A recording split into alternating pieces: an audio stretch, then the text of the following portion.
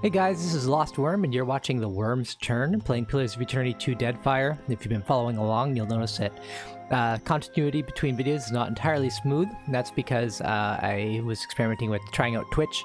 I thought I would have recording to use. I had to turn it off because it was getting I was getting a low frame rate. I had to turn off the recording. I thought Twitch would record automatically, but I realized later that I had to set it up to record my videos. So there's a little bit that I lost. I've started backwards a little bit.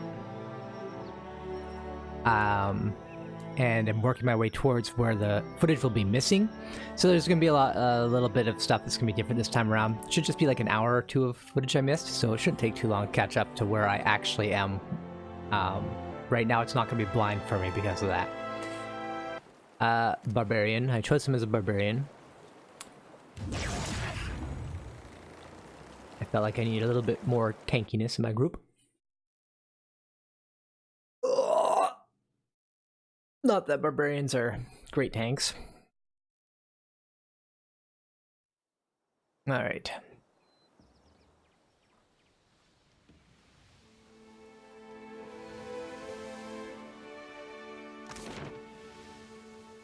Supply. Fill ship supplies. Add to cart. Right, recruit crew members. They're all free except for Hema, who's a seasoned cook. She's a seasoned cook because she's a messy cook and she gets all her spices over herself. Yeah.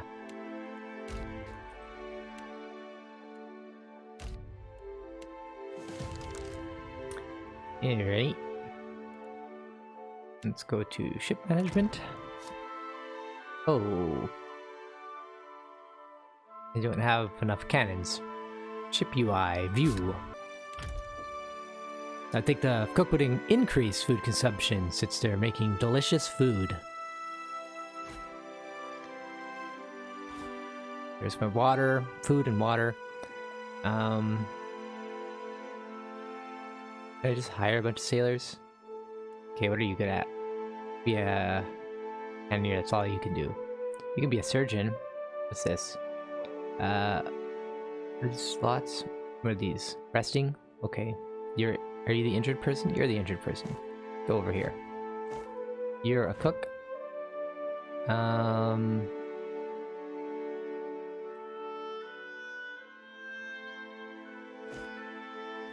This is helmsman. Okay, maybe I'll also be a helmsman. You can be a cannoneer. Boatswain. You know what? You can... No, you're this... Wait. Are you in the surgeon spot? Make any sense? Can anybody be a surgeon? You can be a surgeon. You go there. Who organized this crew?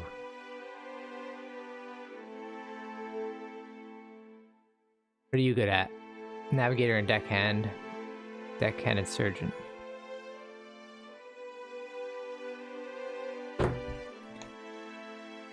Okay, Shield Sister Delia.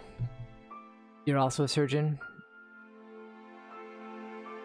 Do you have any other cannoneers? Okay, you could be the cannoneer. You're a cannoneer. You have to be. You can be a helmsman. That's fine. Okay. I think I need to buy 2 more cannons.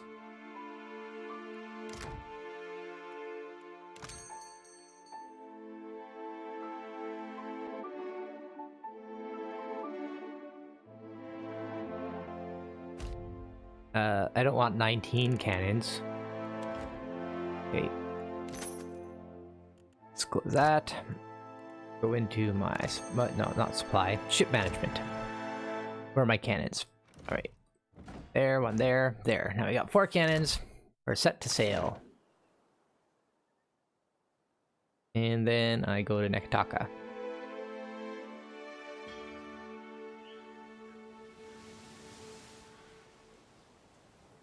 I did stop by here. I think I stopped by there. I might have done it on the way back later, though. And we'll do it just in case. I got some fresh fruit. 14 fresh fruit. Is this nothing? No, it's something. Give me the water. Okay.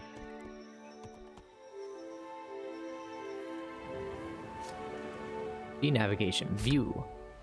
Oh, I didn't loot the stuff by the island. Oh well, whatever. Click on the known locations drop-down list to bring up a list of places you have discovered. You can also search for a location by name. Ships travel faster in deep water, slower in shallows.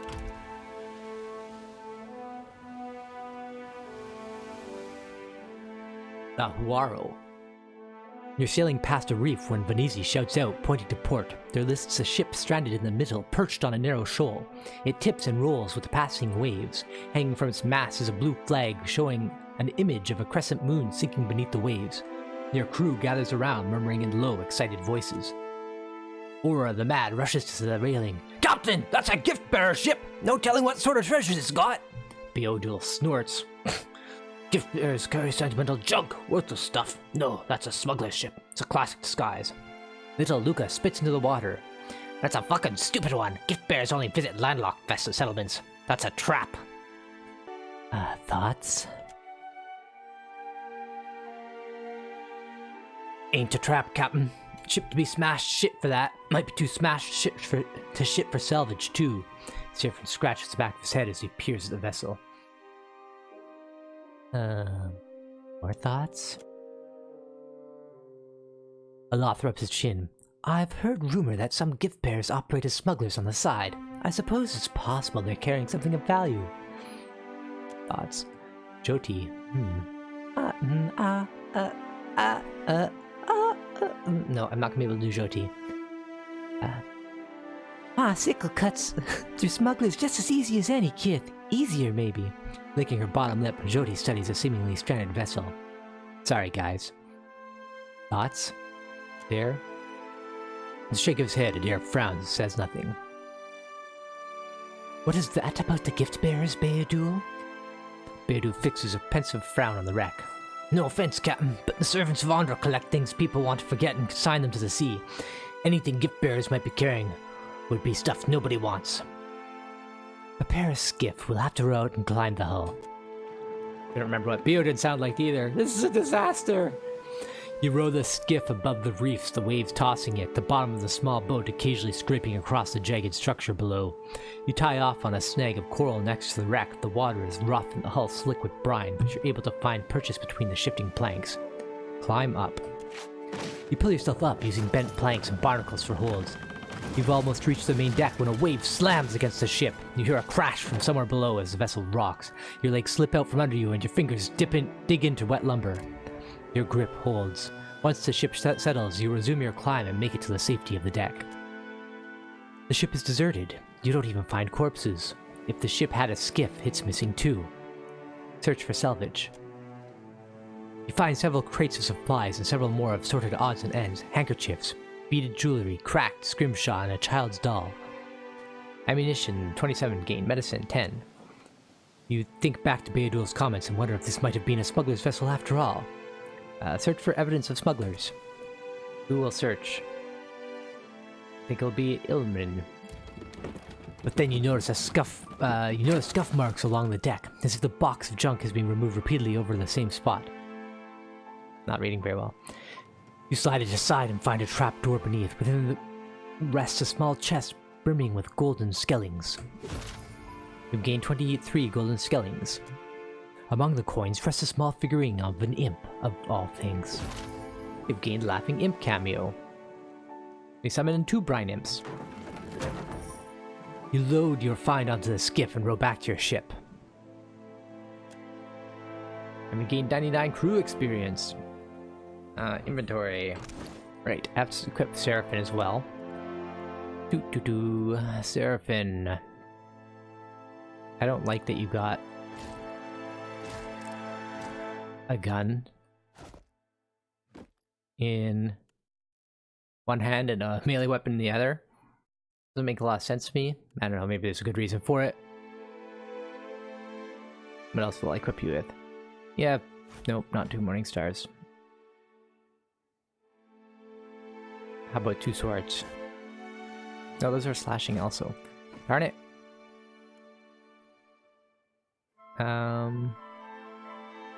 Two stilettos, I guess.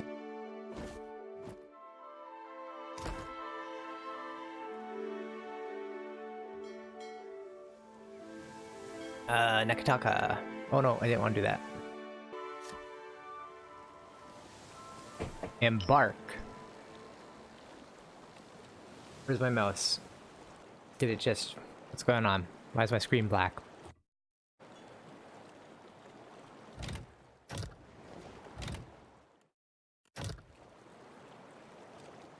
I think it bugged up. Okay. Let's, restart that.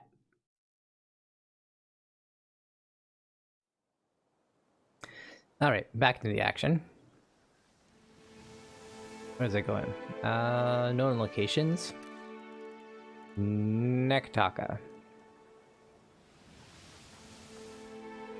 The ring of a bell comes to you on a cold wind. The ring comes again and again, until soon the air is full with the sound of 1,000,000 bells ringing all at once. You are alone. And then, you are not. An indistinct figure stands before you, flickering between forms like a fire-cast shadow. A fixed, taunting grin. Bottomless black eyes. A yawning chasm in the earth. The aspects of Berith, the Usher and the Pallid Knight, shift in and out of focus. And at their back, 4 indistinct shades hover. You feel an eternity stretch out behind each of them, reaching back to places so distant and yet so near you cannot comprehend their size. The shifting image of Berith settles on the aspect of the Pallid Knight. Watcher. Her voice is the discordant clangor of gongs struck out of time. I tasked you to discover Aethys's intentions. Tell me what you have learned. I can't exactly follow Aloth around if you're going to keep dragging my soul into the beyond whenever the whim takes you. I will send your soul back to the wheel should the whim take me. Her wan face contorts into what, on mortal kith, might be called a smile. On her, the effect is more akin to a rotting pumpkin caving in upon itself. Do not give me cause to doubt your commitment, Watcher. Huh? From what I've found out so far, he's stomping around the Deadfire, yanking up souls like a giant Adra soul magnet. The Pallid Knight knits her brows. He does not seek to return to the beyond? Intriguing. Her sickly pale skin pulls tight across the bones of her face, as if the shell of this aspect does not quite fit the impossible creature it contains.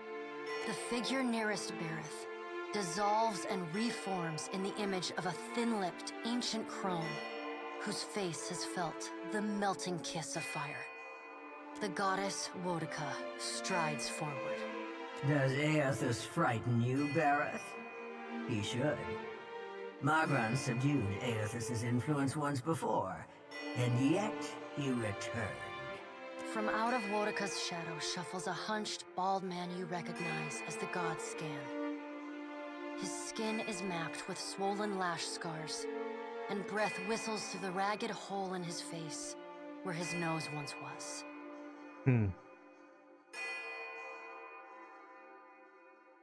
Wodaka, goddess of justice, law, oaths, promise, rulership, vengeance, memory, and hierarchies, depicted as an old noblewoman, bearing a broken crown upon her head, said to have once ruled over the other gods, but has since been overthrown.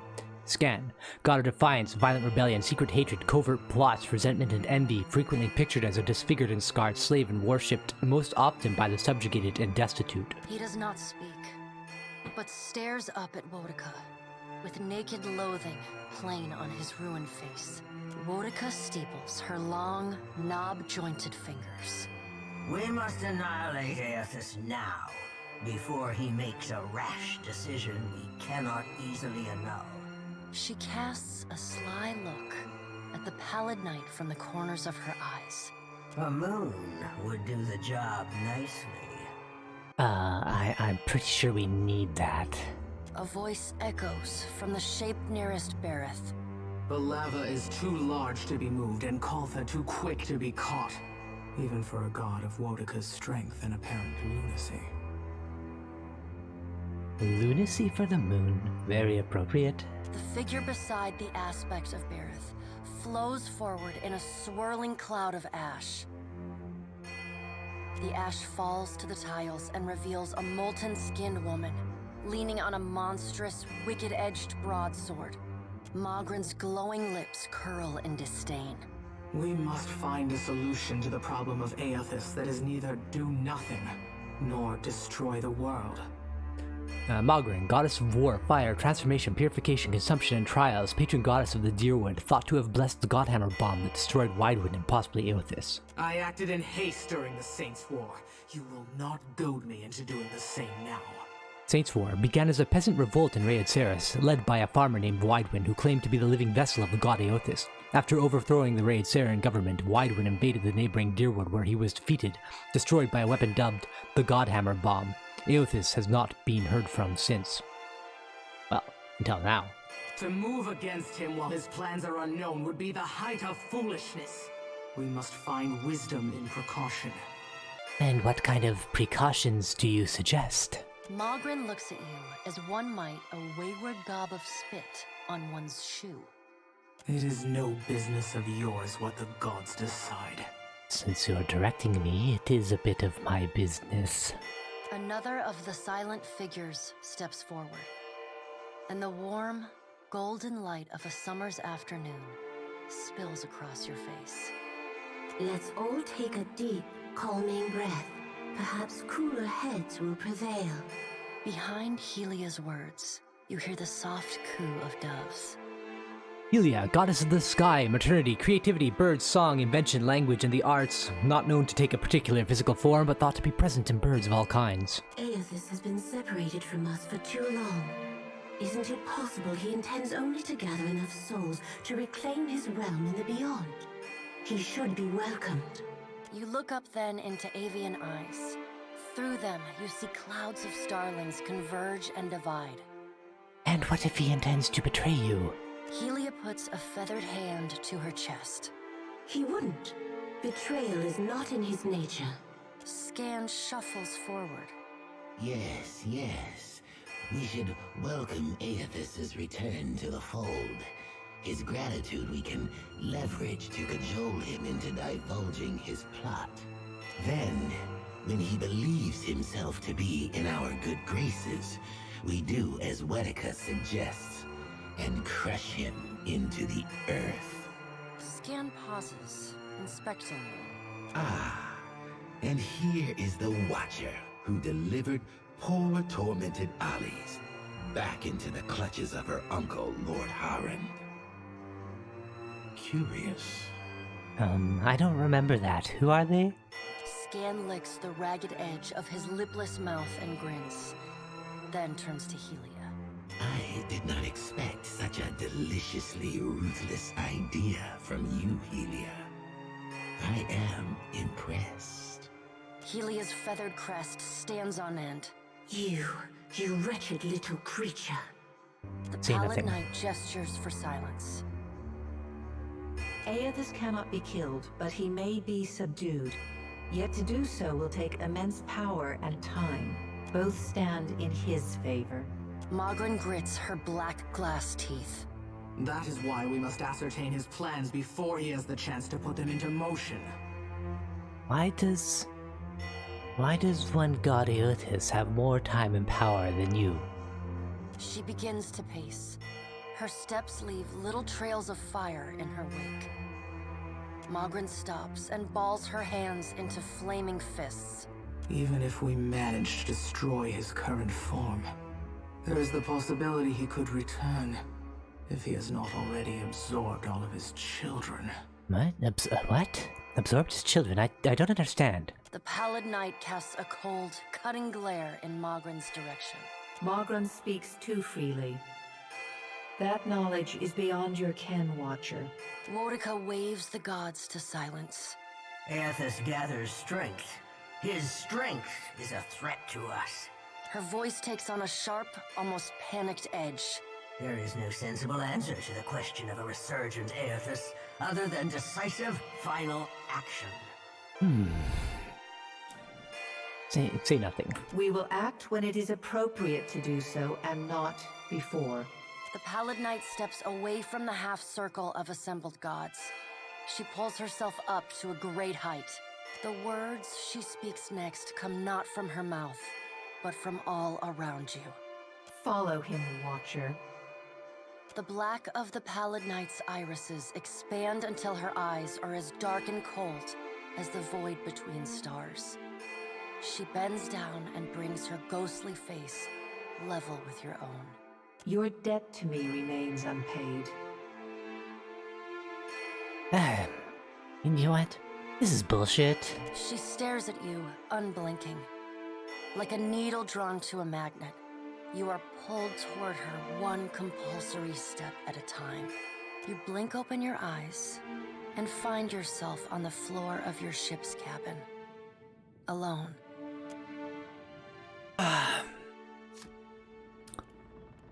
Embark. While on the deck of your ship, you can select the up arrow button to access the world map. I shall make it. Ooh.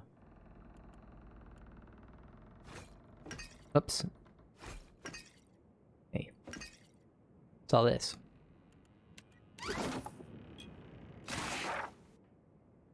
Letter from Afra.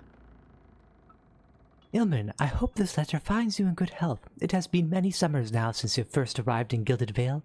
Much has changed in those years, but I will never forget the kindness you showed me. The gods have blessed me with a son. He is healthy and strong and already so curious. All of Gilded Vale dotes upon him. I have told him of you. He asks constantly after the Watcher who restored his spirit, and he hopes one day to meet you. Until then, know that we keep you in our prayers. Your most grateful servant, Afra. Who? As you like. Certainly. Hello, Venizi. Ahoy there, Captain! Ahoy! Ship life sure is an adventure, ain't it? Just think of all the places we can sail to, all the sights we could see. This is nothing like being stuck on a farm, or cloistered in the back of a temple. Jyoti wraps her sickle against her thigh as she studies the boat's layout. Satisfied by whatever she sees, she tilts her head to you with a small smile. Tell me what's on your mind? How are you feeling? Have you suffered any recent nightmares? They're there in my head when I sleep, and sometimes I can taste them on the back of my tongue like a smear of grit. Happens when I take in a particularly volatile soul. That's gross. What are you going to do? Go madder than I already am? I don't rightly know. Ah, sounds like a Watcher's life. It's not like I can turn my back on my duty to my god, even if it kills me. Aloth nods, a quiet smile etched across his lips. That's all for now. Sure thing, Watcher. Hey, Ma? Need something, Captain? The galley on this tub ain't half bad. The sea's no piece of glass, but I've sailed far worse. Bella, that's not a very nice word. Who taught you that? Uncle Seraphin? I see. We'll just have to have a little chat, won't we? Bella? What new shores we setting sail for today? That's probably horrible. I'll find out when I watch the recording. Hello, Aloth. Aloth. Thank you again for maintaining my story in front of Vanessa and the others. He gives you a grateful smile that fades almost as quickly as it appears. I didn't enjoy deceiving them, but it seemed simpler than the alternative. Jyoti flicks her sickle back and forth, agitated. Isilmir is a past iteration of Aloth's Corpusor soul. Isilmir was a brash, Hyle-speaking elven woman who lived in Nadir long ago. She awakened in Aloth's soul after his father attacked him and frequently got him into trouble with her cheeky comments and aggressive behavior. I'm surprised you managed to keep Isilmir that long. That you managed Isilmir that long. We've come to an arrangement of sorts. Hey, he lets me in on the bash and I'll leave him the join. For the most part, anyhow. He sighs. Believe me, I take no pleasure in duplicity.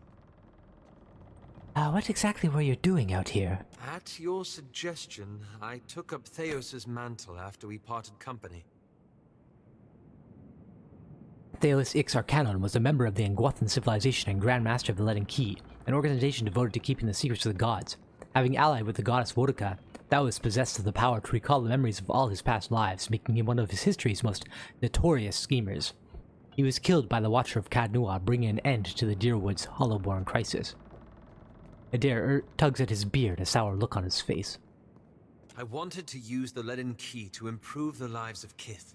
So for 5 years I've been tracking down Leaden Key circles, searching for the places where they operate in secret. He knits his brows. Joti's eyes gleam with a dark amusement. Hoping they can be reformed. And how has that been going? The task has been more difficult than I anticipated. How so? I don't think I fully understood the weight of the decisions I would have to make. Or the burden of living with them. It was much easier when I only had to follow someone else's lead. My father's, Theos's, yours. He glances at you out of the corner of his eye. What do you mean? After we defeated Theos, I thought the hard part of changing the Leaden Key would be tracking down its members and operations. And I thought it would be pulling off that headdress. He gives you an appreciative smile, but his mind is clearly elsewhere. A faint trace of a smile forms on Adair's lip. Joti nibbles on her lips to hide a spreading smile. Perhaps this would be easier with an example. I went to a village in Old Valia. A run-down backwater river place. Aye, right home like it was. Aloth's expression shifts as Isilmir briefly emerges. Centuries ago, the Leaden Key had intervened to end some heretical cult. The details were lost, but what had endured was a practice of ritual bloodletting. A gruesome, pointless tradition. He grimaces. At every full moon, the villagers would feed the soil with their blood. No one, young or old, sick or hale, was exempt. There are too many idiots in the world anyway. I don't blame the villagers. I can understand needing someone to follow. Something to believe. Joti flicks her sickle back and forth, agitated. But it's our duty to give them compassionate guidance, isn't it? He watches you for a moment before continuing. I thought new leadership might guide them away from this practice. So I adjusted some of the deeds pertaining to the ownership of their land.